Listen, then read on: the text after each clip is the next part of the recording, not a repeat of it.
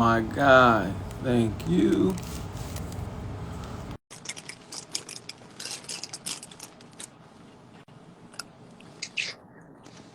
Yo, what's good, bro? I'm good, man. How you? Oh man, I can't complain. Ain't nobody listening. I mean, we got a couple minutes. I'll listen. I know you can sometimes you just let it out. If you want to let it's good. It's big, like you just need to No man, go ahead, just throw it at me. no man. Everything's good, man. Everything's good, man. Thanks for having me. Nah, man, appreciate you taking the time out, man. You know, we definitely appreciate it. It's my first IG live for the 2021. Oh, okay. Happy New Year to everybody. Happy New Year to you. You know, we just did that podcast that we just did together on your Yeah, platform. that was fire. That was fire. A lot of great feedback from that. Oh, I definitely appreciate it, man. Y'all did y'all thing, man. But we're gonna give everybody a couple minutes so they can make sure that they can share this out with people. You know, shoot your questions over. When I tell you Jimmy got the knowledge, he got the game. Look, this your chance to ask him. After that, hit the link in his bio, schedule a consult, or buy his courses. Yes, sir. Yes, sir. Is everything good, man? Yeah, man, I can't complain, man. I'm excited. I'll say that. You know how it is being, you know, in the business, and it's like, yo, I see some more things coming down the pipeline. Mm-hmm. Not to mention, well, I don't know, should I wait or should I give it to him now? Wait a minute. Wait a minute. You know what I'm Okay, saying? all right. Lead up to it. But Yeah, lead up to that. all right, Don't but give him everything. right. But I'm excited. Newt, what's happening? Newt, Miss Trick. Tracy, what's up, Trace? Newt, Yeah, what's good? yup. Um, I got to get Tracy on here too because I wanted to just learn about her experiences and you know her being Listen, in the game. So I know she got some stories. Ev, what's up, Ev? Listen, Tracy is a legend, man. You got to get Tracy on. Tracy is a legend, yo. Now that's what I'm saying. I gotta hear her input. You know, life, being an entrepreneur, real estate. You know, the good, the bad, the ugly, man. Yep. Yeah, she got all that knowledge, man. Deuce, what's going on? Well, I'm a slow walk it into the intro, man. But once again, thank you. We got JW Blueprint, aka the big homie Jimmy, here tonight. Got our first IG live, the investment blueprint. Here to give you guys information and show you guys what other people are doing and how they reach their goals. These are everyday people that you could reach out and touch, that are chasing their dreams and making it happen. So again, I appreciate you guys tuning in. For those of you who don't know, my name is A. Lee Real Estate. Anthony Lee, licensed agent, investor, father, husband here in Philadelphia, just trying to make it happen. Did I leave anything out, Jimmy? Man, listen, you got so many things going on. You're always gonna leave something out, man. Well, I mean about you though. About you though. Listen, me, I'm just here. I'm just happy to be here, man. I'm happy to be on your IG live. You know what I'm saying? I know how you get busy, so you sharing the floor with me, man. I'm just happy to be here, man. Is the sound good? Can you hear me? I'm good. Yeah, can you hear me? Yeah, I hear you great. I just All right, cool. I learned last season, like last year, we whatchamacallit. Oh, thank you, KR, and also an author. But I learned last season I had the phone in the wrong spot, so the feedback was kicking people. Got you. Move it over an inch, the volume is completely different. So Got you. But we gonna jump right into it from the part. So I mean, if you could just tell us, Jimmy, like where'd you go to high school? Where are you from? You know, did you go to college? Just tell us a little bit about your journey and your All background. right. So I'm repping my high school right now with my little hat on, man. I'm from the legendary Central High School here in Philadelphia. You know Okay. what I'm saying? But when I talk about my background, actually, I always go back before Central because that kind of shaped who I am. And shout out to Tracy because me and her had the same experience. We went to a school in Philadelphia. It was the first black private school, Ivy Leaf, right? I always start. It's called Ivy Leaf. Okay. Is it still around? No, it's not around anymore. But there's a reason I always start with that. So the reason I start with that is because that's kind of where I got my foundation. I grew up in a household with a lot of pride in being black, and so everything that I am was shaped. I was shaped at that age, and Tracy will tell her story when she comes on. I see her right there repping because she went to the same school. We went to the same middle school, junior high school. So I grew up in a household where I never had an inferiority complex like a lot of folks that grew up in my neighborhood. I was always told black is beautiful, that I'm, the smartest, I can do whatever it is. I can achieve whatever I want to achieve. So that foundation is the reason why I always start with that. Shout to F. You know what I'm saying? So leading from there, I went to Central High School, which is a legendary high school in the city. You know what I'm saying? and from there I went to Lincoln University. So You okay? in another HBCU, right? So I read for all the HBCUs. But that'll lead you into my professional career. So while at Lincoln, when I first went to Lincoln, I majored in political science. So like I said, I had the background where I was always taught to care for your people, and I was always taught about community. So I felt the way to help my folks was to go through politics. I'm like, well, you got to be able to create policy. You got to be able to do things to help your people. So the experience I had that kind of changed my life, it was a couple things that happened, right?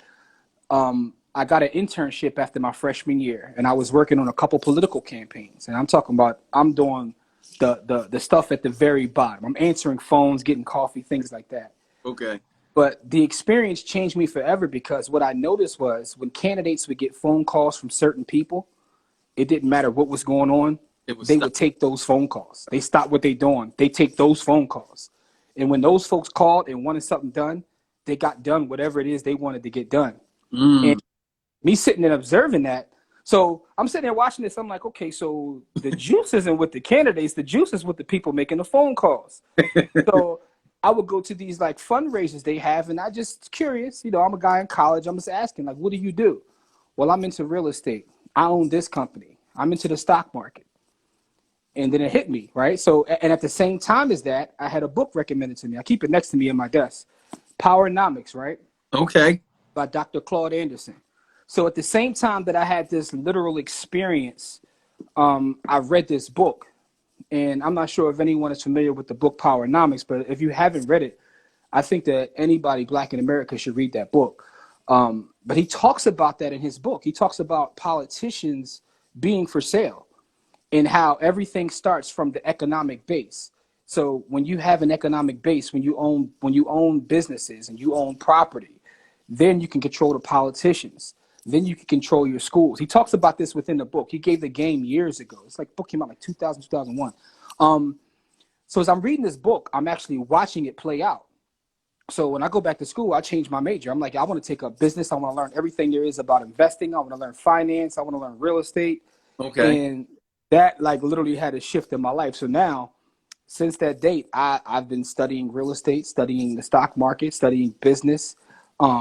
I've been a real estate investor at this point, a couple decades, right? So I started as a teenager, literally while I was in school. Been in the stock market just as long, and kind of have married the two together to create a business and create a life that I want to live. But a lot of it happened, honestly, from reading that book and just having real world experience and seeing the fact that those that have the capital, own the businesses, those are the ones that have the ability to control communities and environments. Powernomics is called again? It's called Powernomics. Yes, Powernomics. This is what it looks like. The author is Dr. Claude Anderson. And for those who like haven't read it, as a matter of fact, if there's a link in my bio, I have a bunch of recommended books because I'm huge on reading.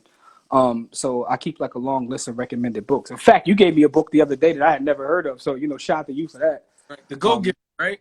Yeah. Okay. Added that to my list. Definitely. All right. Well, that's dope that you say that. So I had not a similar, but not too far off experience when I was in college. So my degree was in education, but I just needed an internship. So my folks had put me on with SEPTA. And like people don't realize the SEPTA, government, all that stuff all runs together, because when you see SEPTA develop in neighborhoods and adding bus stops, that's when you know the money is coming in your community.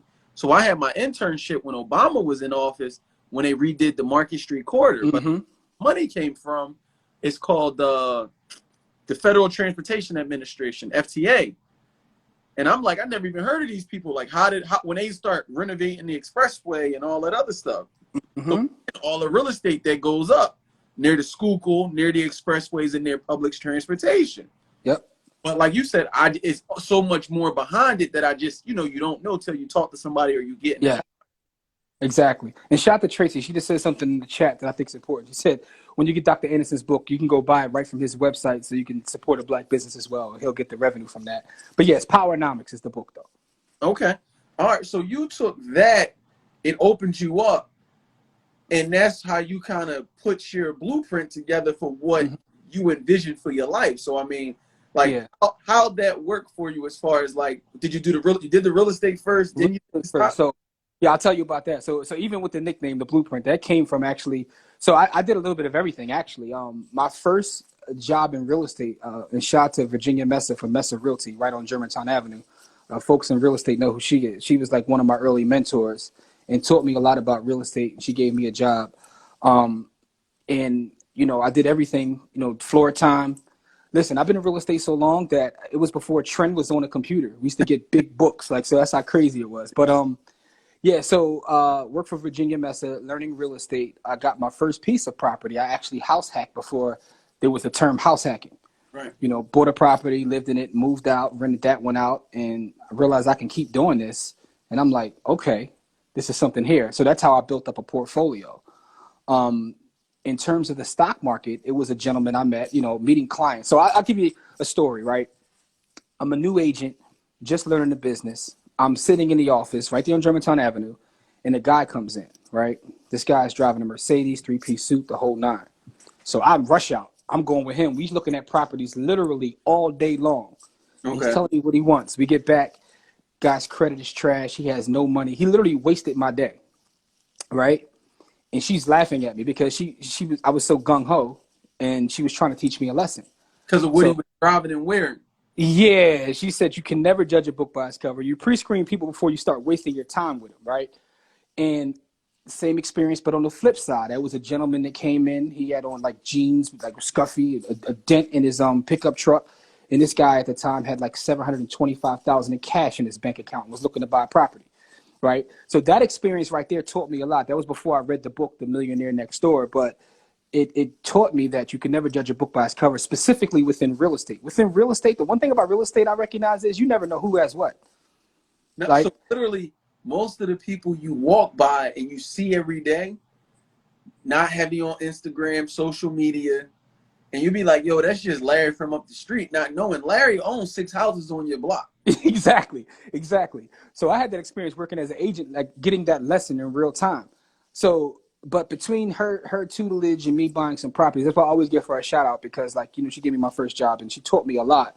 From there, I worked at Keller Williams. I worked at some of the big boys. I worked at another small firm, boutique firm in Wadsworth, D. Wendell King Real Estate. But throughout this process of being an agent, I was always buying property. And I married it. So I met a client who was actually in the stock market who had a bunch of money and was looking to buy investment properties. And this is very early on. He started explaining the stock market to me. So I went and, I learned a little bit in college about that because my degree is in business. So I had to take finance classes and things like that. And once he taught me a little bit about how to actually work within the stock market, I kind of married the two together. So the approach I take with real estate is to try to find cash flowing properties, rental properties. Mm-hmm. And personally, I stick with single family and multifamily. I did buy a commercial building in the past and didn't enjoy it. It was like a whole different world, different types of leases, different types of, it just wasn't for me. So I stick to what I know. I stick to what I'm good at, which is single family residential for the most part. I have a couple multifamily, but most of the single family residential, find them that cash flow, take that cash flow and then invest that into the stock market, precious metals, and as of 4 years ago, crypto. So I have a very simple system and I just rinse and repeat. So what that allows me to do is have diversification, but also the base of that will always be real estate. To me, real estate is the base of all wealth, right? So I do talk a lot about the stock market. I talk a lot about these other spaces on my platform, but to me, real estate is always the base of all wealth because of the fact that, it's desirable, it has utility, it's scarce, and it's transferable, right? I always use that acronym called DUST because that describes real estate and why real estate will always have value. So I took the knowledge of real estate, figured out the way to buy cash flow on properties by house hacking, took the income from that, and then, put that into the other asset classes I have. And what you do is you actually create, kind of like a snowball. Things start to take effect. When you buy good companies over a long period of time and you're constantly adding to your real estate portfolio, you could buy one property a year. But what happens is over time, it starts to snowball. And then you start to have a business that can take care of you and you work, while you do whatever you do. Like, my thing is I like making memes. So I sit around and make memes while I make money, right? So, but yeah, so all this goes back to the beginning that I got from Mesa. And just to give you a little bit, bring you kind of like tell my story fast because it's a real long story. I went and got a securities license. I went so far into the stock game because I wanted to learn that I started studying. I became a securities agent to able to sell security products while I was in real estate. And what happened was, this is before everything had crashed and went crazy, right? Before the .com and all that. So I had a securities license, a real estate license, a life insurance license. I had every license you could name. I was working for a big company, a Fortune 500 company. And my experience in terms of having a license on that side that rubbed me the wrong way was we would have trainings. And I recognized very early that having the securities license does nothing but make you a glorified salesperson, right?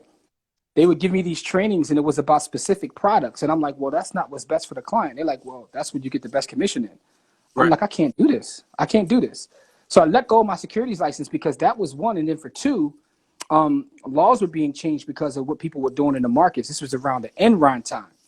They started asking me to submit my bank statements every month. This is a compliance thing to make sure I wasn't commingling funds. All that. So it kind of got in the way of progress. Everything became slower. And then, like I said, you realize when you talk to people who are financial planners or stockbrokers, you have to figure out whether they're giving you products that are best for their life or what suits you. Because I can tell you from experience, a lot of times you're trained just to be a salesperson. And to right? get commission and keep their sales rolling, or to work with the company that's going to get them the biggest kickback. Exactly. So I tell people I've had a lot of licenses. The only one that I've maintained throughout this entire time is my real estate license. Right. Okay. And it's not that I'm even active as a sale. Like I most of the clients that I have in terms of real estate are either investors or it's a family or a friend. I don't really go out looking for first time home buyer, thing like that, because that's just not my business. Right.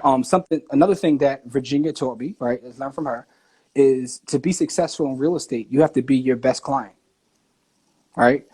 And I was like, what do you mean by it? She says, you have to be able to go out and find your own deals. Instead of just taking first time home buyers out, what you want to do is you want to get to the point where you're finding a property, whether you're renting it or whether you're flipping it or whether you're just buying and holding, you're your own client.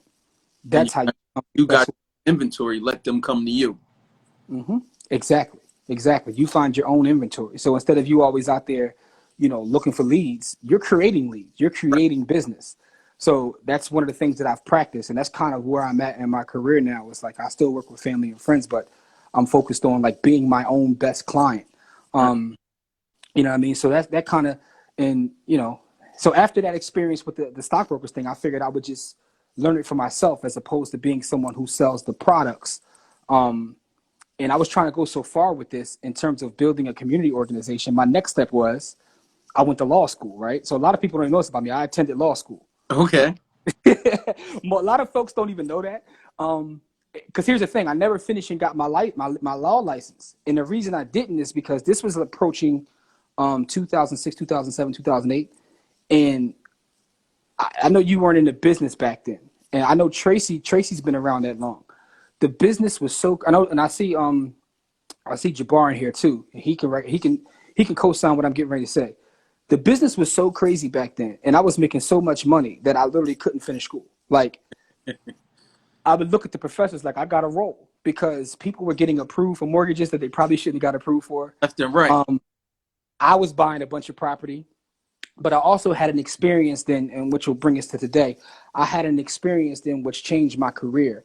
That is when I was at the peak in terms of having my properties, right? So at the most properties I've ever had at one time, I had close to 60 doors.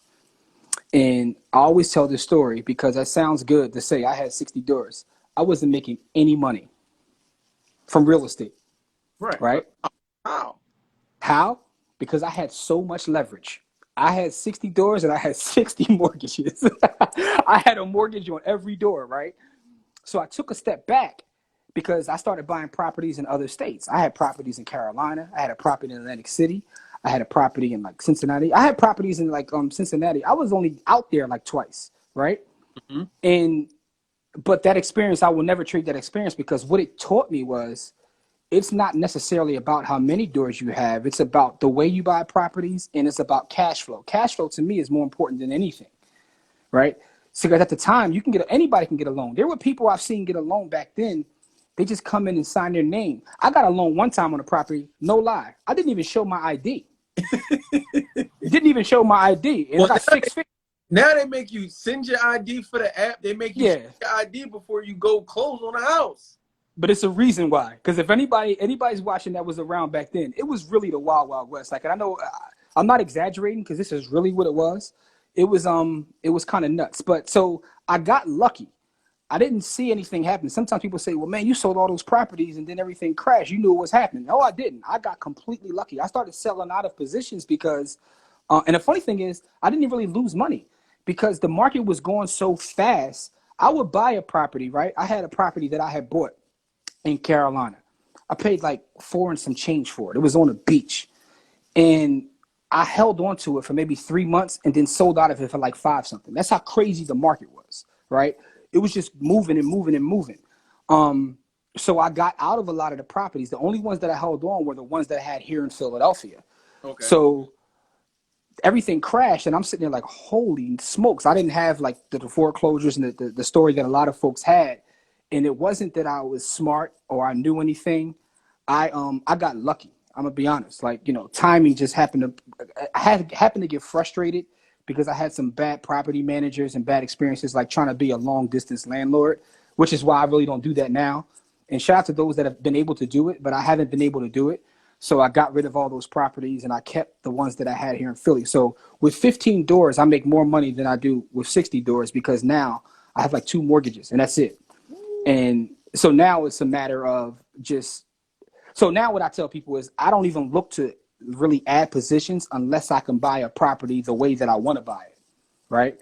So I buy highly distressed stuff. Like I bought a property the year before last. I bought one property for like $100 and I bought another one for like $3,000 because the deals came to me. And It's like, yo, I got to get out of this. You know, I owe taxes. Da, da, da. But that's the only way I buy at this point because what I recognize is I can make money in the stock market, right? At a faster pace than I can within real estate. But I love real estate as that base because it always gives me that base where I know that I'll have this rental income every month. But now when I buy real estate, I want to buy the way I want to buy. You see what I'm saying? So that's kind of like where I'm at now. All right. So you said a lot, right? So you said a lot. Mm-hmm. You got me ready. I'm Let's ready go. to Let's go. Right? So one, I'm gonna say you didn't get lucky. I'm saying you went with your gut. You went with your instincts. Okay. You know, and so you got lucky, but you went with your gut. So I love it. I'm saying salute to you. So I say that as one, and then two, But I went for a whole different reason. My gut wasn't because I knew something was going on. My gut was be like, I need to reevaluate my business. You know what I mean? Like, but yeah. that's being mature enough to not let your ego, because we talked about that during our interview. Yes, we did. We did. Sometimes I don't know. I keep fighting it, and I'm bleeding. I'm going a distance. Like I ain't gonna give up. You said, look, let me cut it. It's gonna be what it's gonna be. But look. You said, look, I've been doing this since that was 08, 09. You're still in the game. You can have 2 bad years, 1 bad year, and still bounce back, and still have time to keep going. But I think most people get so caught up where, like, I'm trying to live that life right now. Like, whatever my circumstance, I need to change it tomorrow.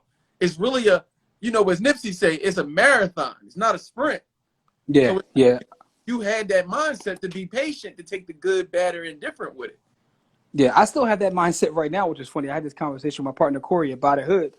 And I always talk about him in terms of how we're building that out, that, do it the right way. You know what I'm saying? Because I know he's a person of integrity, as am I. And when you play the long game, and shout out to Trace, he just said that. When you play the long game, it always works out. Because I've seen people, when you're in this business for a long time, you see people that are flashing the pants. I literally saw someone who had millions and millions of dollars of real estate, had cash flow and everything, and he lost it all in a way. And it really hasn't even bounced back yet. But he was building it so fast, and you couldn't tell him anything. You know what I mean? You couldn't tell him anything. So what I recognize is, like, I'm okay with building things slow. One of the reasons that, like, and shout out to Malik, and I appreciate him sharing this. One of the reasons why me and him get along so well, because we always talk about, like, we don't need a whole lot to live, right? When you start to recognize what makes you happy and you focus on that, you don't care to, be on IG with stars in the ceiling, acting a fool. You know what I'm saying? Like, what some folks do. And if that's your thing, that's your thing. But for me, I want to build something that's long and sustainable. To me, this is more about buying your time than it is about buying things, right? one of the things I didn't mention also is that, like, you know, we wrote a book, and the book is called Own Your Time and Space, right? And the premise behind writing the book is to understand that when you're in this game and you're making money, what you're doing is you're buying future income. And when you start to look at it as if you're buying future income, you look at everything different. You look at the things that you buy. You look at how, because some people are just disrespectful with money. You know what I mean? They just are, because they don't understand that. Not trying to get too deep, but money is energy and time. When you have to go to work to get money, you're exerting energy. There are folks out here who don't have to exert that energy because someone in their family has decided, like, yo, I'm going to start putting this energy away. Therefore, they don't have to. And they live a completely different life. So when we say we all have the same amount of time, we really don't. You know what I'm saying? You don't have the same 24 hours LeBron James has. You have to make sure that, you know, your kid's eating all that. He could just call someone because he has, and that's the thing about having that money, which is time. That's energy. It's called Own Your Time and Space. I have the book right here. Like I said, I keep all the books, but this is the book here. Go-to's right there. Yeah, Own Your Time and Space. This is the book that Corey and I wrote. So, It's a short read, which is intentional, and that's in my bio too. Own Your Time and Space. But again, I'm saying, ooh, you hitting so many buttons right now, right? So we probably gonna need more than just an hour. Let's go, man. Listen. So let's just rewind again. So the investments, right? So I'm gonna just touch on the BRRRR strategy. Okay. I like the BRRRR strategy. I feel like it's needed. However, I feel like everybody pushes the BRRRR strategy down everybody's neck, and it's not for everybody, which is why I have a big emphasis of keep your 9 to 5, live a certain lifestyle. So when you go to your 9 to 5, it's not pressing. It's different when you go to work and it's not pressing and you're like, I'm here, but I'm not here. Listen, I'm so glad you said that because there's like a movement online of everybody telling people to quit their job. And to me, that's the wrong message, right? Now, I understand if you have a job you completely hate, you don't like being there, but your job can be your first investor. And the second part is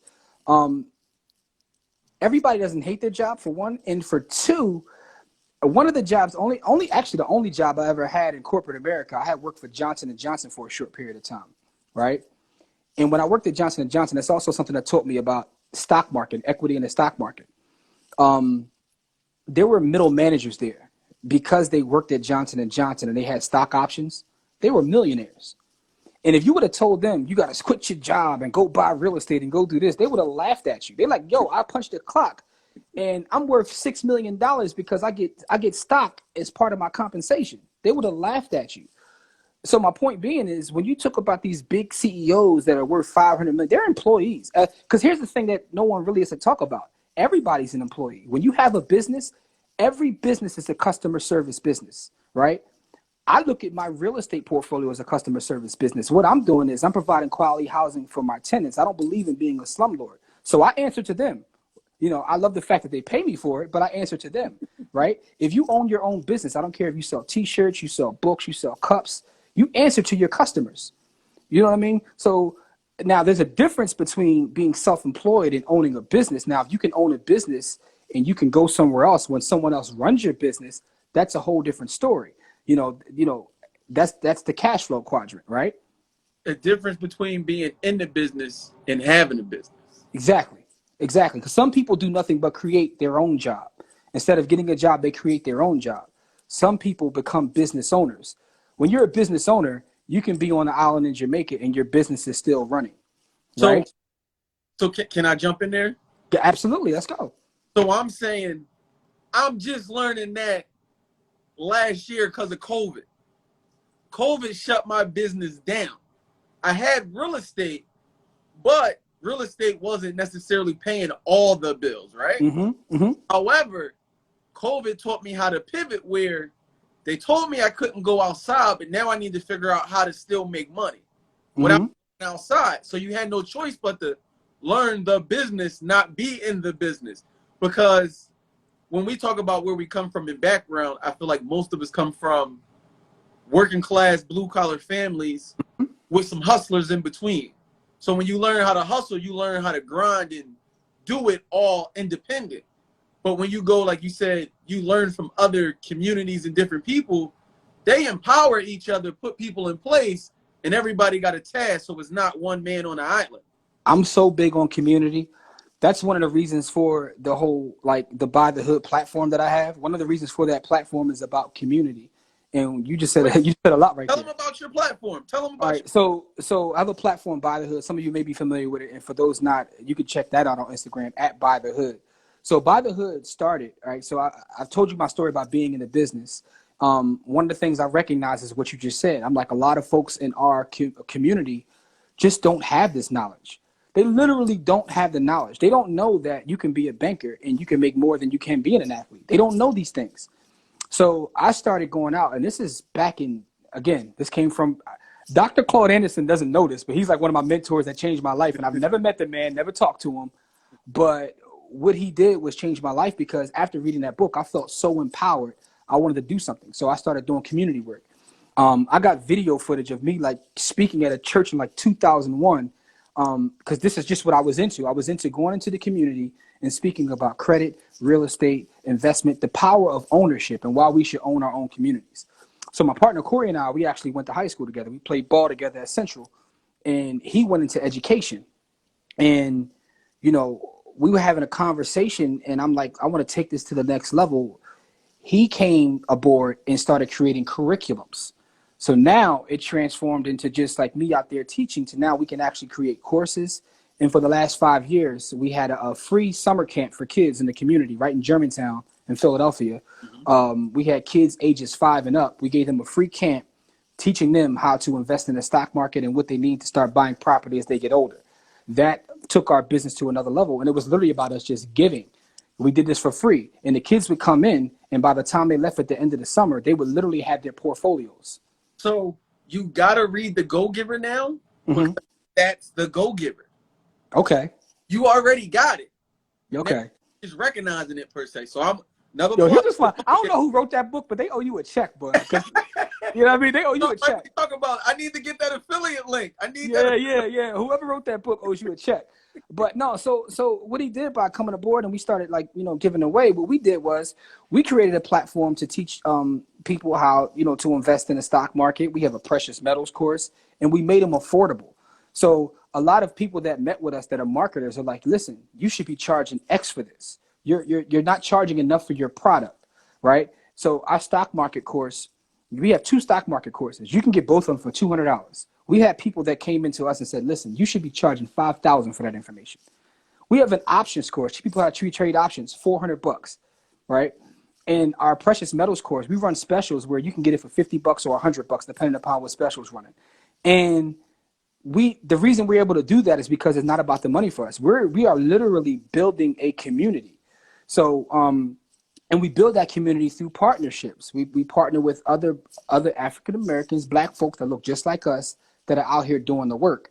Also part of the Buy the Hood platform is the podcast, the one you just appeared on. And our podcast is designed to highlight people that look like us that are out doing positive work, building businesses, doing community work. And how that came about was while we were doing the work in the community, we had the camp, but we also still, we spoke at a prison. This is the first year because of COVID, what 2020 was, where we didn't go speak at a prison. We speak at a prison every year. You speak to the brothers and sisters behind the wall. We still go to like regular community events and would give the same information that other folks have literally paid me for, right? I've been flown out, and it's not to brag, it's just to show that this is about community.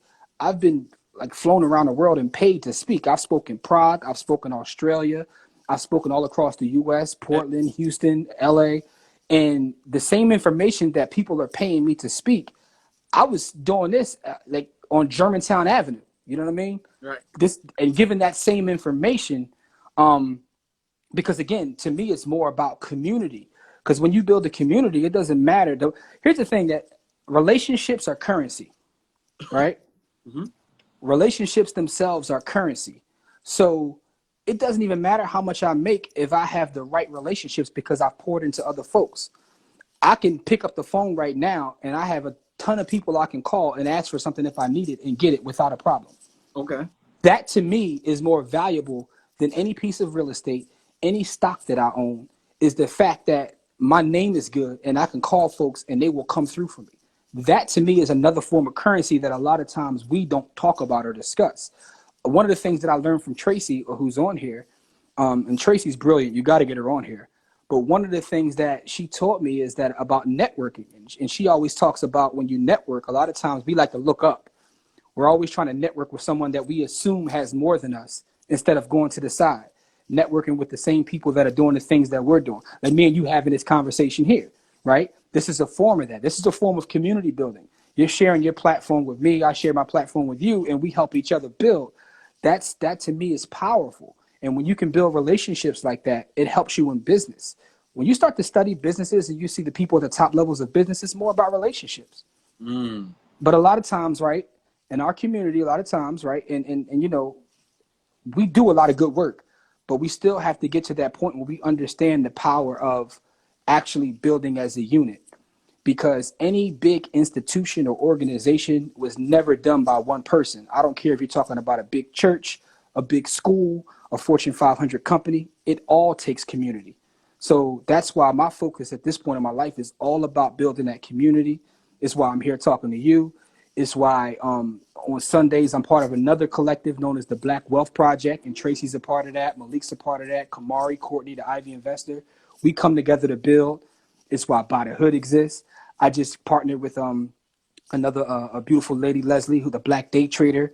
She teaches Black women how to day trade. We partner with her to help, you know, merge our ideas and thoughts to try to help empower the community. And it's all about community building at this point for me. So, and the thing about real estate being that foundation, I'm able to do these things now. Nice. So you said a lot, right? Mm-hmm. I'm gonna rewind in regards to just the community part. I'm just going to, what do you think is the hardest thing about our community being able to collaborate and, you know, not trying to pull the next man down so you could go up? I have an answer for you. I don't have to think about this because I talk about this often. And for those that watch me on other platforms, they say, hey, you about to go on this tirade. I'm not going to go on my tirade. But what I recognize just through living and experiences, what's missing with us has nothing to do with money. It's love, Black love, right? So when I started By the Hood originally, look, Tracy already said it. when I started By the Hood originally, it was about real estate. It was about hood. So it was about buying our neighborhoods and the power of doing that, which is important. But what I recognize is that whole hood thing changed from neighborhood to buying into each other. So when I say By the Hood, I'm not necessarily talking about bricks and mortar. I'm talking about us buying into each other. Because here's what I recognize. When you actually look at someone as being your brother and sister, you'll never harm them. You might argue with them, you might fight with them, but you won't go to the guns. So a lot of our violence and a lot of the things that we deal with as a community is because we really don't love each other. When we look in each other's eyes, we don't see our brother and our sister. So when you start to work on really loving being Black, when you love your brother, you love your sister, you actually pick them up as opposed to always trying to take from them. See, a lot of times, you ever have your phone ring and you see somebody and you know, like, man, they want something. Because a lot of times people will try to take from you all the time, but never pour into you. Mm-hmm. But sometimes it could be someone you haven't talked to in a while, and they call you and you look at the phone and you smile because that someone has poured into you, or, you know, and it doesn't mean they have to actually give you anything monetarily, but you know what I'm saying? And shout out to Nairobi. I see her out there too. She said it's bigger than buildings. It's about building. Like, that's what she said in our podcast. And that's so true. When you build communities and you actually show real love, like, listen, the more people I help, the more money I make. And that's just a fact.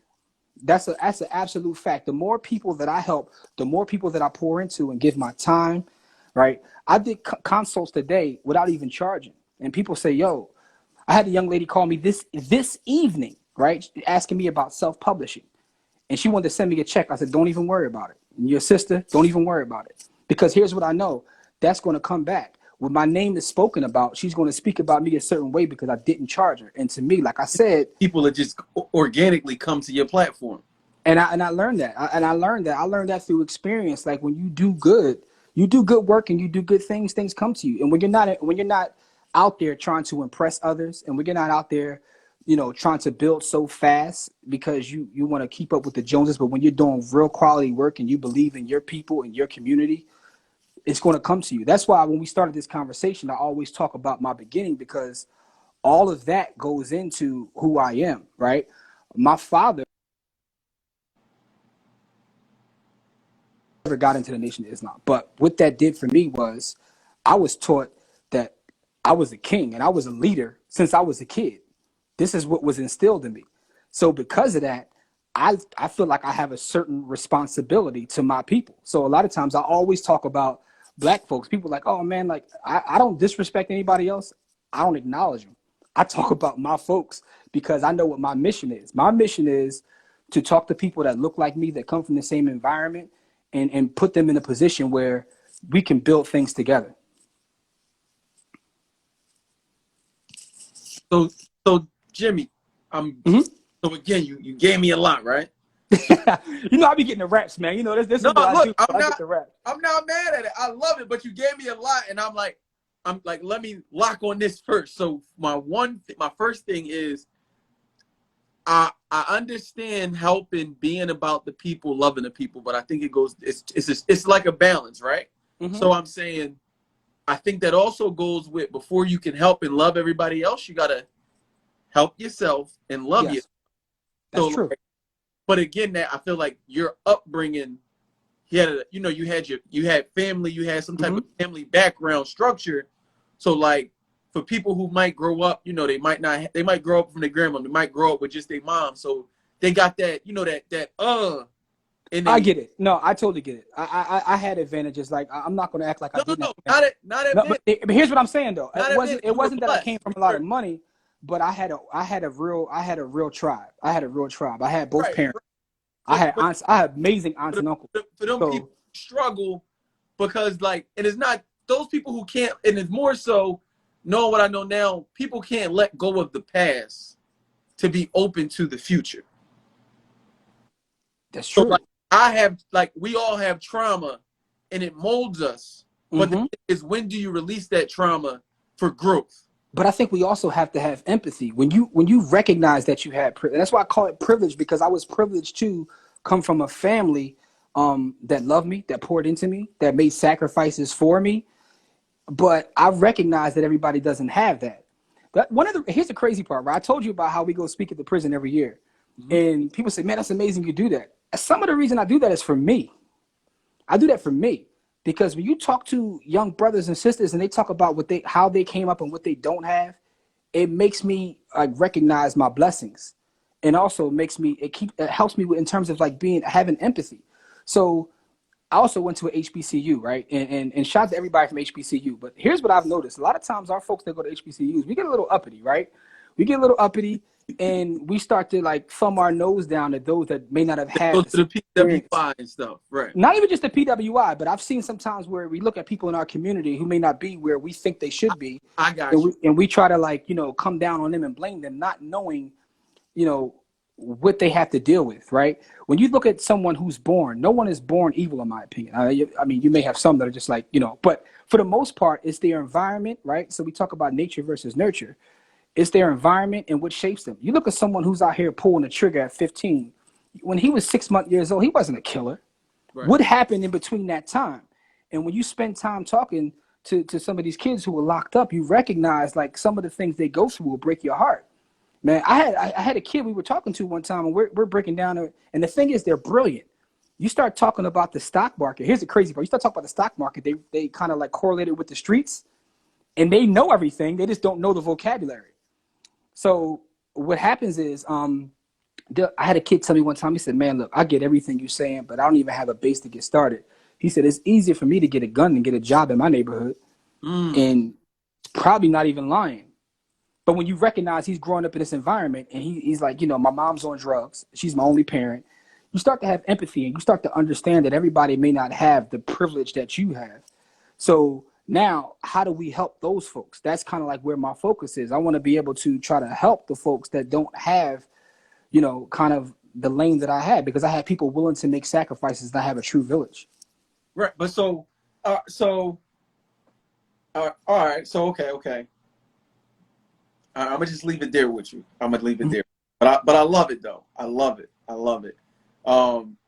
So now moving forward for you, what are you doing because of COVID? So we can't reach out and touch people. What else do you have going on currently because of COVID? We move kind of our things online. So we do have By the Hood University, which, like I said, we do have affordable courses. But to me, honestly, the value isn't the courses. The value is the community. Once you get a course, you get put into a community full of, you know, hundreds of, like, you know, African American Black investors in real estate, in the stock market, in cryptocurrency, as well as precious metals. And we build with each other, and we share information literally on a daily basis. So to me, that's the value. We move that online. Now, in terms of the community work we're trying to do, we're still figuring it out. Our first attempt at that is we actually are speaking to a group of students this weekend. So myself, Malik is coming aboard with us as well. Myself, Malik, and Corey are speaking to a bunch of students, and we're going to do it via Zoom. This is the first time like we're doing this, so it'll be a little bit difficult because we're usually used to being, you know, right there face to face. Right. So we're trying to like figure that part out, and we have a web designer right now who's building out the By the Hood camp for kids, and we're still going to make that free for kids ages 5 and up. That'll still be free. So anything for the kids is free, absolutely free. And you know, their parents will have to sign them up. There'll be lessons on there. There'll be videos on there. And we're still trying to like take that whole experience online. It may not be the same, but we still feel like we have to be able to do that to maybe, you know, you never know who you'll reach. Because the greatest thing about this business now is the messages you get. Like we got messages today of someone who just learned to trade options and now it's making money. Like it's in my story. And those things are another form of currency, because that's kind of what it's about. So a lot of times people will brag to you about what they have, how much money they have, how many buildings they have. I like to brag about what I've helped somebody else do. Because if you tell me that you have $1 million, but I say, yo, I've created 3 millionaires, to me, that's more powerful when you can say that you've helped other people feed their family. You see what I'm saying? Right. But so I'm also affirm what you're saying. So our last interview, you gave me a gem about some stuff to invest in. And, you know, again, I'm a novice at this stuff. So I made $15 from we did our interview last Thursday. Yeah. So from Wednesday, I made $15 and I didn't do nothing but look up. Yeah. So, you know, so salute to you. And like I said, Jimmy know his stuff in the community is dope, y'all. Yeah, I appreciate that. I appreciate that. And listen, it's not even just me. I can't take credit for it because sometimes I sit back and look at the folk. We have some literal legends in like trading in that community. That this one lady, Delancia, she literally will like say, hey, go buy this now and sell it tomorrow. She did it last night. And we got receipts. We post receipts in our private group. I made 100% overnight. And your bank is paying you less than 1%. I made 100% overnight because someone in the group said, hey, do this. Leslie, who's in our group, go buy this. I'll show you. I'm going to send it to you. The percentage I made just yesterday. And it's not me. That's why I said I can't take credit for it. Right. But that's the power. Like Black folks are geniuses. When we recognize our gifts and we come together and literally work together, it's a whole different energy and a different vibe than, you know, the whole me. And that's kind of like what we're trying to build, right? That's what we're trying to build. We're trying to build a literal community. And it's not even just that community. Like me and you talk with Jazz. Jazz is in our community too. Green everything. She's brilliant. Jazz is brilliant. Yeah, and she's willing to share. Right? Like Tracy, who was on here, she's brilliant. The Ivy investor, Courtney, is brilliant. Kamari. But the thing is, when we come together to do stuff, Black women. Listen, man, I ain't gonna listen. Black women got it, dog. Listen, they are the brightest. They got it. They got it. They're God. That's all I'm gonna say. That I'm gonna leave it at that. The Black woman is God. I'm gonna leave it at that. Somebody actually just what's the name of the so what's the name of your, just for the people, the name of your social media and the name of the platform again? So my personal page is JW the Blueprint, but the organization, my organization is By the Hood. So it's at By the Hood. You can go check it out on IG. And, you know, you click the link in the bio and you get a lot of information. That's where our courses are. And the thing about it is anybody that gets any course of ours, once you get a course, you can come into the university and, you know, you'll be welcome. If you have questions, we got people there willing to answer the questions.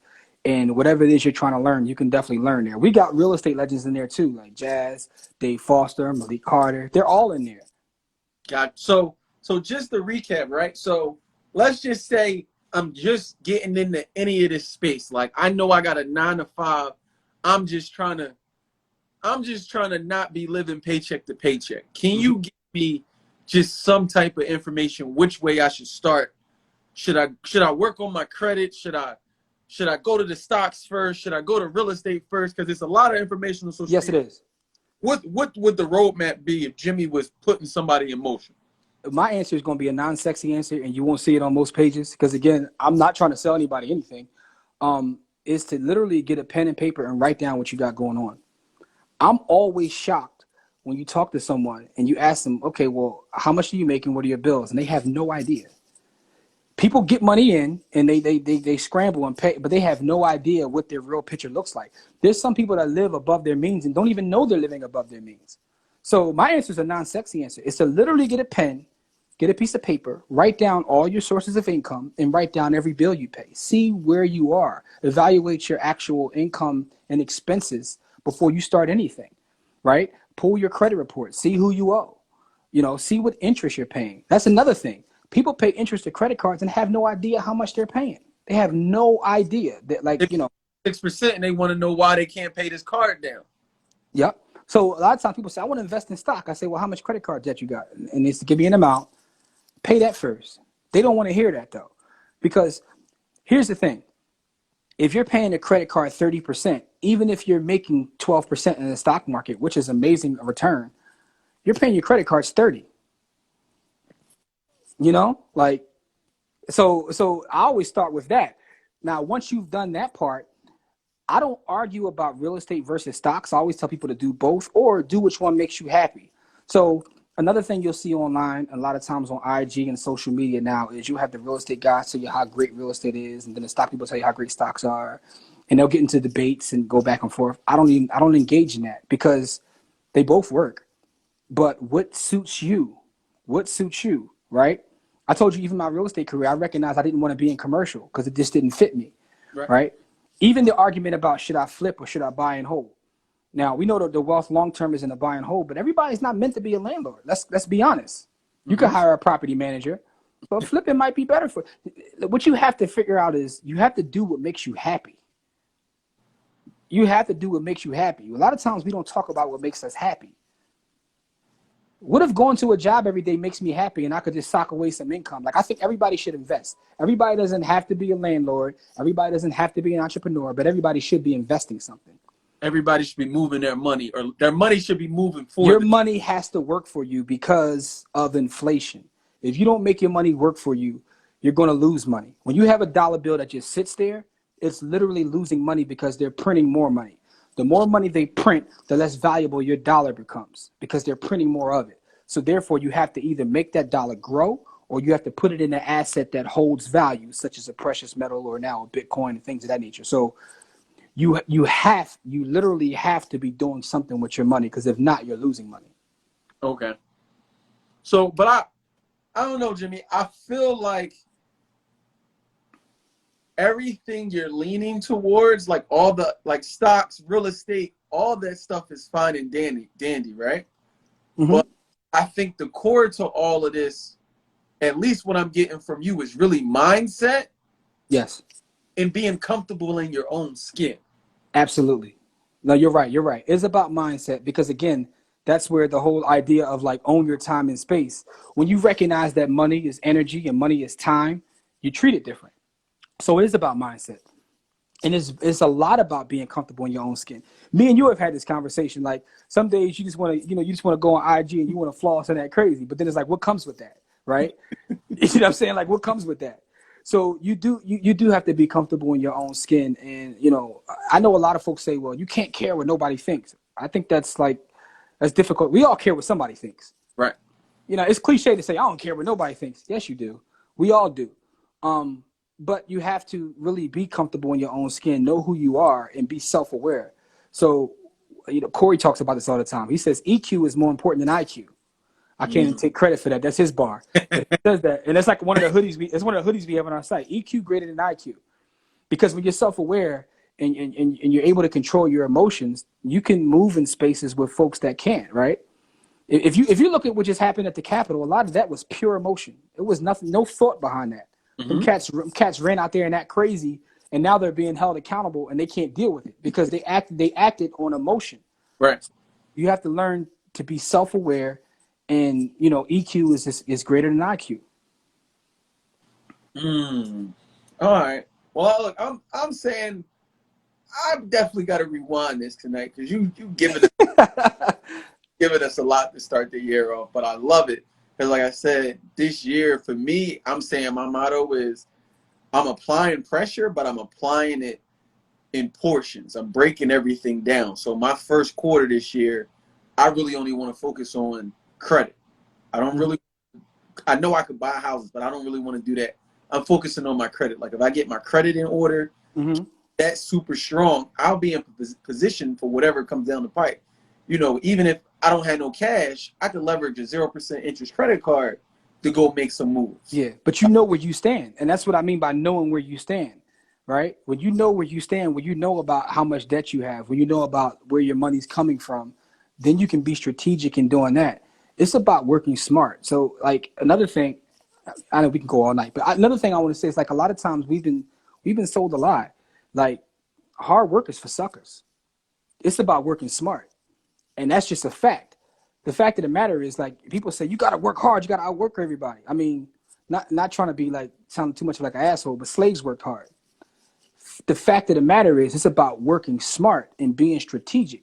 So when you don't move off of emotion and you can sit back and look at everything and you say, okay, now you know that for some people, making this move into the stock market might be the best thing. For some people, no, my credit is right. I got this income. Guess what?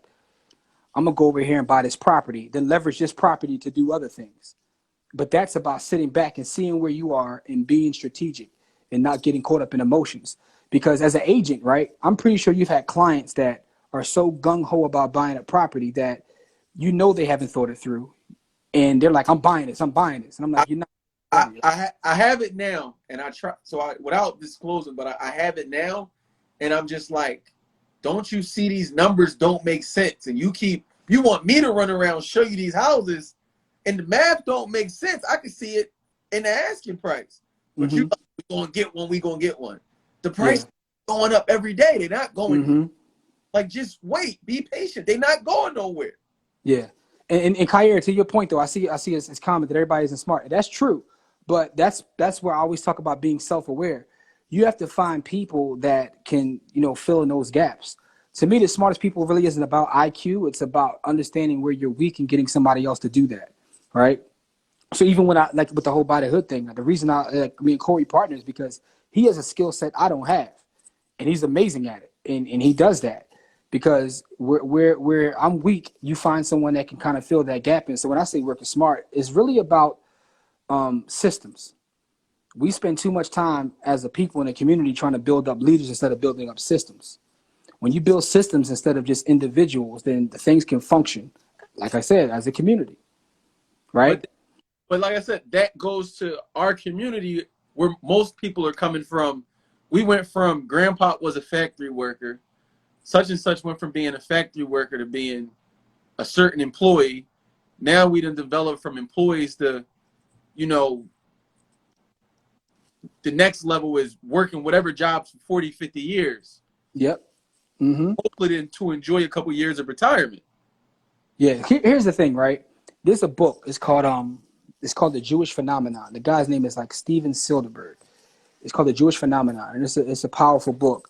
And what he talks about is like when people move as a community and they have these ideas that they're taught, you don't have to have a face or a leader that a lot of times we look for, because there's ideas, you know what I'm saying? So we kind of like don't have that. That's a part that we're missing. But that's what we're working. I'm sorry. Can I go? Can I jump in? Go ahead. So when you said that about the face, I feel like growing up, our face was the pastors. So not that there's anything wrong with that, but again, we put our faith in, one person instead of a system. Exactly. So when you put your thoughts in a system, it's why like, it's why the U.S. is always fighting terrorism, right?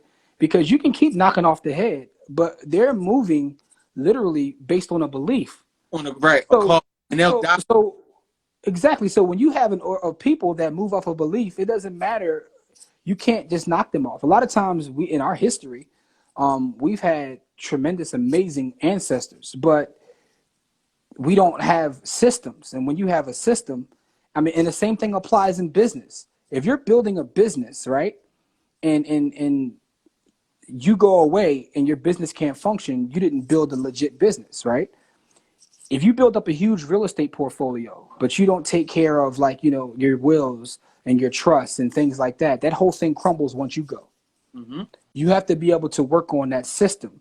You have to have a system that functions with or without you. And that's why you have to really get your ego out of the way, right? Another book for you. It's a book called Ego is the Enemy. And what I learned from that book, Ego is the Enemy, is a lot of times we struggle because we have egos. We care more about how we look and how people perceive us than actually doing the good work. But once you do the good work, it all comes to you anyway. But remember, we talked about that during your podcast. Mm-hmm. I told you the biggest thing for me that helped me with my ego was I became a dad. Like, I thought I was that boy before I was a dad, and I realized I'm really an asshole, and I'm really not that smart. Like, it wasn't until I had kids that I realized, like, oh, this is what's really important. Like, Yep. the fact that my kids get to see me, my wife, every day, or that they got running water, that, they Power got in that, man. It's power. they got clothes, like they do stuff, like I was telling, like, yo, my son is 6 and can ride a 4-wheeler. Like, That's awesome. Listen, man. Little dude learned to ride a 4-wheeler before he learned to ride a bike. That's awesome, man. And but that's what it's about. At the end of the day, man, you can't take none of this stuff with you, man. But the way you live it, you live through your people. You live through the next generation. You know what I'm saying? So when you start, like, that whole slogan of, like, working for your last name and not your first name, that's real. That's real, man. Well, so, and I had the question of what, so my question for you was, name 3 of your go-to books, either for inspiration, it could be books, podcasts, or music, but you kind of been dropping them throughout. So Listen, I love books. So I'll give you 3 books. It's hard for me to give 3 books because, like, that's what I do. I love books, but Powernomics by far away, that's like my Bible. Powernomics to me is that work. I'm not going to name my book, although I think I should, but I'm not going to name my book. book. You could do 4. Well, all right. So my book is Own Your Time and Space. Own Your Time and Space is But we got 4. Own Your Time and Space by W. Yeah. Yep. Jimmy the Blueprint and Corey Camp. That's this book right here. Own Your Time and Space. It's all black, right? So, Powernomics, I say my book, The Richest Man in Babylon by George Clason. Short read, but it's very, very powerful. Man, listen, that has to be up there as well. I'm going to give you a book that's like, most people wouldn't say when you're having a business conversation. Animal Farm by George Orwell. I heard of that before. And a lot of times we're forced to read that as kids in school, and I was too. But when I read it as an adult, it just hit me completely different. Animal Farm by who? But George Orwell. Animal Farm by George Orwell. Like, when you get what's going on in that book, if you read it as an adult, it hits you a little bit different. That's definitely one of my favorite books, Powernomics. And I'm gonna stick to business books because I ain't gonna lie to you, I like reading hood novels too. Nah, you notice I said any book that gives. Listen, man. Listen, I'm a huge fan of Ashley and Jaquavis, man. They black writers, and I think I'm gonna give them their props while they're here. You know what? I'm gonna give you another book, right? And this is not a business book, but it's a book that I absolutely love, and the new one is coming out. Listen, Coldest Winter Ever is one of the illest books ever written. It's not a business book, but listen, I love the book so much. Girls in my high school going crazy back in Listen, that book is fire. I ain't gonna lie to you. So I'm gonna say Coldest Winter Ever, Powernomics, Own Your Time and Space, Animal Farm. And let me just throw one more out there, man, because I could do this all day long when it comes to books. Autobiography of Malcolm X. That book inspired me in ways that I can't even really describe. Because what it taught me is the reason why Malcolm X is such an inspiration to me was because he wasn't perfect. And he's the only leader, the only person I know that when he recognized the error in his ways, he had balls enough to say, I was wrong. I'm moving this way now. Mm-hmm. So a lot of times folks like to, it's a line from The Wire, right? Where Slim Charles is he's talking to Avon. He's like, look, man, if it's a lie, we fight on that lie. And what I find is a lot of people practice that whole Slim Charles line. When they know they're wrong and they won't correct their ways, they be like, look, I'm so far in, I'm just going to fight on that lie. Malcolm, throughout his life, when you read that book, you recognize that he realized the error in his ways multiple times. And in front of the world, I was wrong. I have more information and I was wrong. So now I'm moving this way. To me, that's the most powerful thing from that book, outside of his amazing life and in the work that he did for our people, was that he was someone who was willing to correct his ways, and then, he always tried to do better. So I take inspiration from that, and I want to mention that book as well. So you touched on another subject, and we'll use this another day, or just whatever we can get out this COVID, go get some drinks, do whatever. Yes, sir. But that hood mentality of, fighting for that hood or that line, or like, I know I was wrong, I know I was in the streets, this would come with it. So it's like an eye for an eye, but like, yo, y'all just, like you said, like, you just killing your own people, and the shit don't stop. No. Like, and then y'all repping for niggas that don't really mess with you. Like, listen, you flexing for Man across the street, and Man was gonna do you dirty anyway. And truthfully, you don't like him. So that's the old quote. Like, we spend money on like, things we don't need to impress people we don't even like, and it's so truth to that, man. And I see every time we talk, I keep bringing up books, but in Bill Russell's biography, they talked to him, and one of the things that was asked to him was because he did a lot for our community back in the '60s in terms of sports. He said the funny thing is, it was never like a whole bunch of thought, I'm going to be strategic with this. He was like, the key to life is to do good, do right. He said, when you're doing right, when you're doing wrong. We all do, but we try to ignore it. If you just follow that thing that says I'm doing right, and when you're doing wrong, you're a good person, and life will work itself out for you. Because when we do wrong, we know we do wrong. We try to justify it. So his whole advice, he was like, it wasn't even that, like, he didn't pontificate. He was like, I know when I'm doing something wrong, and I stop. I know when I'm doing something right, and I do more of it. Okay. So, all right, my last question for you, or one of my last questions for you.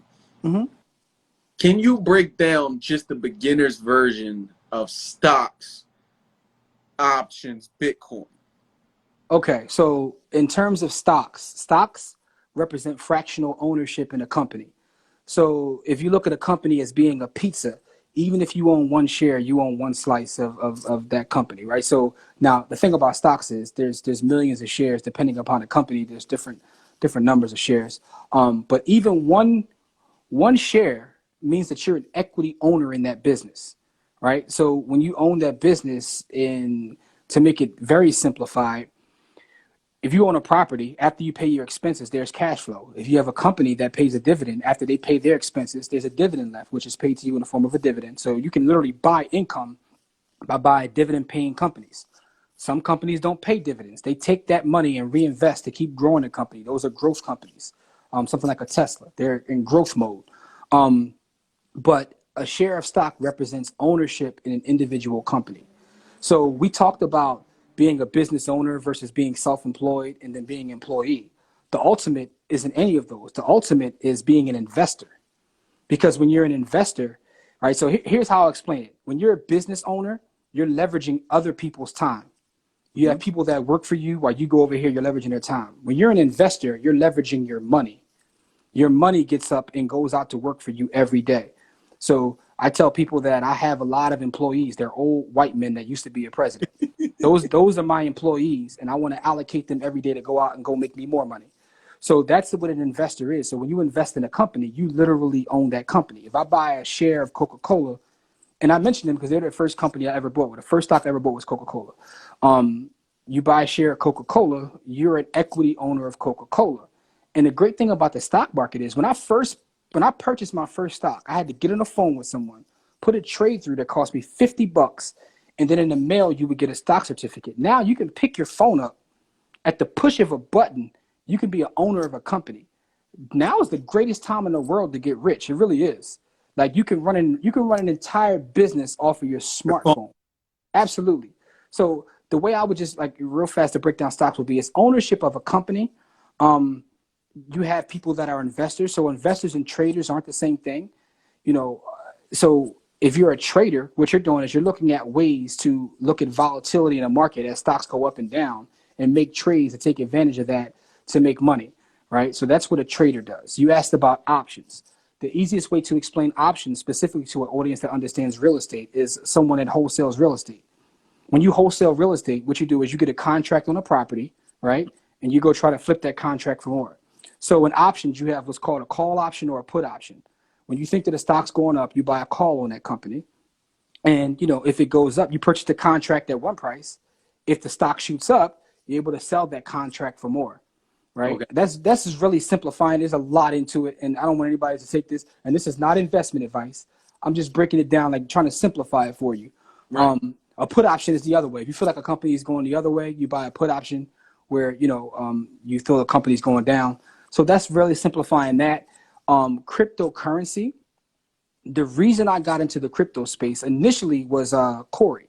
Back in 2016, he said, listen, just buy this Bitcoin. I was like, I don't know what it does. He said, just buy it.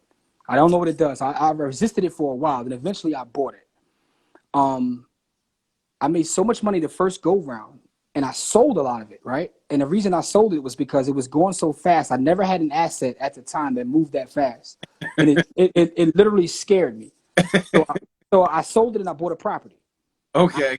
I sold it and bought a property. So once I did that, I was like, this is real. But the reason I looked at it as an asset class is because, you know, I talked to you earlier about like being on a speaking circuit and doing like speaking events. So every time I went to a speaking event, there was always somebody else there speaking about blockchain. There were two things. And I think that's why our folks need to get on this right away. We need to study the blockchain and AI. Because no matter where I spoke at, there was someone speaking on blockchain and AI. And I recognized that, you know, some of the brightest people in the world are working on these two spaces. So we really have to be engaged and understand what's going on technology-wise. So I started paying attention to, now, again, I don't buy every cryptocurrency. I buy Ethereum and I buy Bitcoin. You know, they call me ETH Sweat because I buy all the Ether. So those are the only two that I really generally like stack, and I do have some stable coins, but I think that space is the future, and we really need to be paying attention to it, right? I had an experience 2 weeks ago where I was completely floored. I thought I was in an episode of Black Mirror. I was online, right? And I had an avatar that was being controlled, and I'm walking around this art gallery. This is on my phone, and you'll see these art pieces. You can walk your avatar up to the art piece. When you get to the art piece, the artist that created it is explaining their inspiration, talking about why they did it, and then they give you the value that you can purchase in cryptocurrency. If you purchase it in cryptocurrency, they give you the keys to that art piece. So now you're the only one that can look at it online, right? And that's how crazy this is. And then as you're walking around this art gallery, and it's all virtual, you see other avatars. And these are real people who are on their phone walking around this art gallery. Okay. This is all done on a blockchain. I say, yo, this is something different. I grabbed my wife and said, yo, what is this? This is nuts. A kid, and I have the receipts. I'll show you. A kid that was selling his art that night, he made $380,000 virtually, selling art virtually. And I saw that, and I'm like, okay, this is all done on a blockchain. What's going on in this space? It's like another world being created that most of us aren't even privy to. I had a brother who's in our group, shout out to Russ, who's a cryptocurrency specialist. He's in our Body Hood University group. He sent me a message last night. He said, yo, take a look at this. I just bought some land. He bought some virtual land on the blockchain. People are flipping real estate in a whole other world over here. I'm like, what? And if you don't believe me, you can Google this stuff and look it up. So it's like the black market. But it's a whole different world. It's a thing that's called, and for those watching, you can look this up. It's called a non-fungible token. It's called an NFT. Please, whatever you do, do your research on this stuff, because this is where the world's moving. And, you know, when you see what happened with COVID, it just kind of ramped everything up faster. So now people are living complete lives in a whole nother universe. Like my mind was blown, and I saw this, and I'm like, yo. And there are some black folks who are already in this space. There's a whole black art gallery too that is participating in this. So this is where the future is. So when I see stuff like that, it makes me want to pay more attention to what's going on in the blockchain, right? There's a company out there. That's in the one right there. Akil Latif. Shout out to brother Akil. Akil's in the group too. He said Decentraland. That's a whole other one.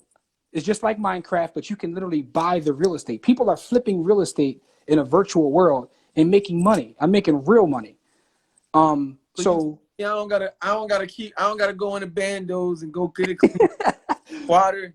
Listen, but I'm only bringing this up because I want our folks to really pay attention to what's going on. Don't take my word for it. You can go Google non-fungible token. You can look at art on the blockchain. You can just see what's happening and understand that we need to really be paying attention because the world is changing in front of us. Like, you know, I'm an old school guy. I'm in the real estate and stocks, but I understand the power of the blockchain and what's going on virtually. And the fourth piece, which makes my whole thing, which is precious metals, and we have a course in precious metals. I started buying precious metals back in 2008, and I did that, to be honest with you. I was reading a Forbes magazine. I'm like, he makes his money in stock. He makes his money in real estate. I said, I'm not going to reinvent the wheel. This is what rich people do. I'm going to do the same thing. Exactly, right? It wasn't even that. So I got into precious metals and started to enjoy it. And just studying that space, I recognized that precious metals, gold, silver, platinum, specifically gold and silver, have been providing value and wealth for literally 5,000 years. So I want to learn about that. But, you know, so those are the four things that I'm kind of into. But I want everybody to go look up non-fungible token. And the last piece I'm going to leave you with is this: real estate. Our business is being put on the blockchain. There's a company out there called Realty, REALT. What they do is they buy investment properties, go through the whole process of getting them rented, and then they bring them to investors who invest in these properties, kind of get the cash back from the investors. And they do all of this on the blockchain, so you can see all the transactions. And the rent that's paid out to the investors after expenses is paid in Ethereum. They're literally taking physical, tangible real estate and putting it on the blockchain. The company's called Realty. So I'm always looking, even with the precious metals. There's another company called PAX, P-A-X, PAX Gold. They're taking the same approach and putting gold on the blockchain. Gotcha. And I'm just bringing these things up because some of these things are going on around us, and we need to really pay attention to them because they will affect our lives. The thing about becoming an investor and understanding investments, whether it's real estate, stocks, whatever it may be, you understand that you're going to participate in it one way or the other, but which side of the table are you going to be on? We all live somewhere. We all pay a mortgage, right? Whether we're paying our mortgage or we're paying our landlord's mortgage, right? When you talk about the stock market, we all participate in the stock market, whether we like it or not. The bed you sleep in is probably from a publicly traded company. The car you drive is probably from a publicly traded company. Half of you are probably on iPhones. Apple's a public traded company. You know what I'm saying? I got this bottle here, Contigo. Guess what? That's a publicly traded company.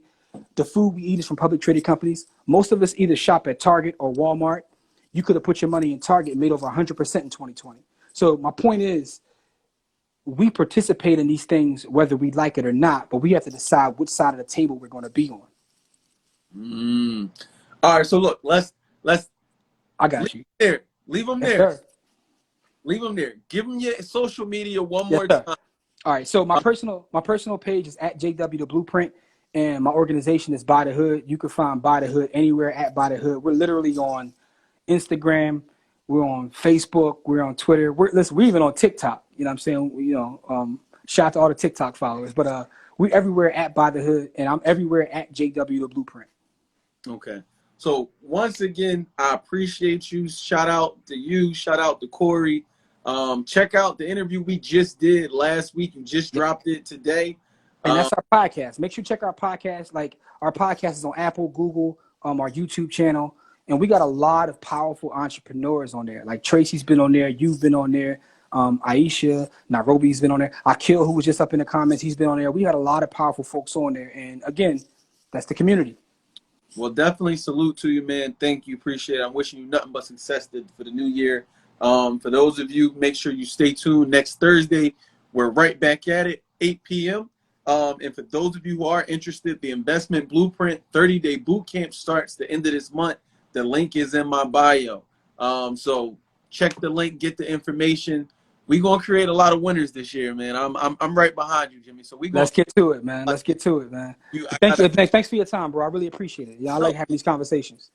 Thank you. But that's what I was gonna say. We're gonna talk offline because you sparked something else in me. That's what I said last time I talked to you. You had me right to the Bitcoin and to the stock. Got my brain thinking about this next situation that I think Listen, man. Add value with you. You could add value with me, and we could explode the community. We could explode Bro. the community together, man. Whenever you need me, I'm there, bro. Just let me know. All right. Well, definitely appreciate you, man. Get your rest, and Friday, man. Make it happen Friday tomorrow. So, I'll Yes, talk sir. to you. Yes, sir. Peace. Thank you.